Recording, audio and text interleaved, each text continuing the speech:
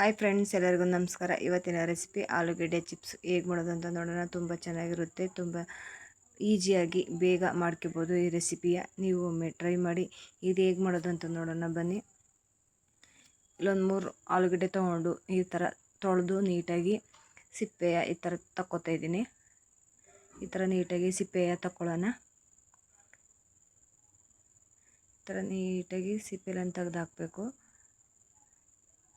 ತುಂಬ ಚೆನ್ನಾಗಿರುತ್ತೆ, ತುಂಬ ಟೇಸ್ಟಾಗಿರುತ್ತೆ. ಕಾಫಿ ಜೊತೆ, ಟೀ ಜೊತೆ, ಸ್ನ್ಯಾಕ್ಸ್ ಥರ ಸೈಡಲ್ಲಿ ಇಟ್ಕೊಂಡು ತಿಂದ್ಕೋಬೋದು ಕಾಫಿ ಜೊತೆ. ಈ ಥರ ನೀಟಾಗಿ ತೆಳುವಾಗಿ ತುರಿಯೋದ್ರಲ್ಲಿ ಈ ಥರ ತುರ್ಕೊಳ್ಳೋಣ. ತೆಳುವು ಬರಬೇಕು, ಫುಲ್ ತೆಳುವಲ್ಲಿ ತುರ್ಕೋಬೇಕು. ಈ ಥರ ಪೀಸಸ್ ಮಾಡ್ಕೊಂಡಿದ್ದೀನಿ ರೌಂಡ್ ಮಾರ್ಕಾಗಿ. ಈ ಥರ ಪ್ಲೇಟಂಗೆ ತೆಳುವಿರಬೇಕು. ಈ ಥರ ಗಟ್ಟಿ ಇದ್ದರೆ ಆಲೂಗೆಡ್ಡೆನೇ ಇರುತ್ತೆ, ನೀಟಾಗಿ ಬೇಯಲ್ಲ. ತೆಳುವಲ್ಲಿ ಈಗ ಎಣ್ಣೆ ಕಾಯಕ್ಕೆ ಸ್ಟವ್ ಮೇಲೆ ಪಾತ್ರೆ ಇಟ್ಟು, ಪಾತ್ರೆ ಬಿಸಿ ಆದಮೇಲೆ ಎಣ್ಣೆ ಕಾಯಕ್ಕೆ ಇಟ್ಟಿದೆ. ಎಣ್ಣೆ ಕಾದಿದೆ. ಇವಾಗ ಒಂದೊಂದೇ ಆಲೂಗಡ್ಡೆ ಸೇರಿಸ್ಕೊತಾ ಇದ್ದೀನಿ. ಆಲೂಗಡ್ಡೆ ಪೀಸಸ್ ಸೇರಿಸ್ಕೊಂಡು ನೀಟಾಗಿ ಕೆಂಪಣ್ಣ ಬರೋವರೆಗೂ ಚೆನ್ನಾಗಿ ಬೇಯಿಸ್ಕೊಳ್ಳೋಣ. ಮುಟ್ಟಿದರೆ ಕ್ರಿಸ್ಪಿಯಾಗಿ ಸಿಗಬೇಕು. ಮಧ್ಯಕ್ಕೆ ಕಟ್ ಮಾಡಿದರೆ ಕೈಲೇ ಕಟ್ ಆಗಬೇಕು, ಅಲ್ಲಿವರೆಗೂ ಚೆನ್ನಾಗಿ ಬೇಯಿಸ್ಕೋಬೇಕು.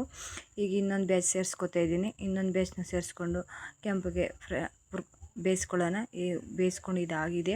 ಉಪ್ಪಿನ ಪುಡಿ ಮತ್ತು ಅಚ್ಕಾರದ ಪುಡಿ ಬಿಸಿಲೇ ಉದುರಿಸ್ಕೊಳ್ಳೋಣ. ಉದುರಿಸ್ಕೊಂಡು ಒಂದು ಸಲ ಮಿಕ್ಸ್ ಮಾಡ್ಕೊಳ್ಳೋಣ. ಮಿಕ್ಸ್ ಮಾಡಿಕೊಂಡ್ರೆ ಆಲೂಗೆಡ್ಡೆ ಚಿಪ್ಸು ರೆಡಿಯಾಗುತ್ತೆ. ತುಂಬ ಈಸಿಯಾಗಿ 10 ನಿಮಿಷದಲ್ಲಿ ಮಾಡ್ಕೋಬೋದು ಈ ರೆಸಿಪಿ. ಮಕ್ಕಳಿಗೂ ಕೂಡ ಈ ಥರ ಮಾಡಿಕೊಡಿ, ತುಂಬ ಇಷ್ಟಪಟ್ಟು ತಿಂತಾರೆ. ತುಂಬ ಚೆನ್ನಾಗಿರುತ್ತೆ. ಈ ವಿಡಿಯೋ ಇಷ್ಟ ಆಗಿದೆ ಅಂದ್ಕೊಂಡಿದ್ದೀನಿ. ಇಷ್ಟ ಆದರೆ ಲೈಕ್ ಮಾಡಿ, ಸಬ್ಸ್ಕ್ರೈಬ್ ಮಾಡಿ, ಶೇರ್ ಮಾಡಿ, ಸಪೋರ್ಟ್ ಮಾಡಿ. ಮತ್ತೊಂದು ವಿಡಿಯೋ ಜೊತೆ ಸಿಗೋಣ. Bye bye, take care.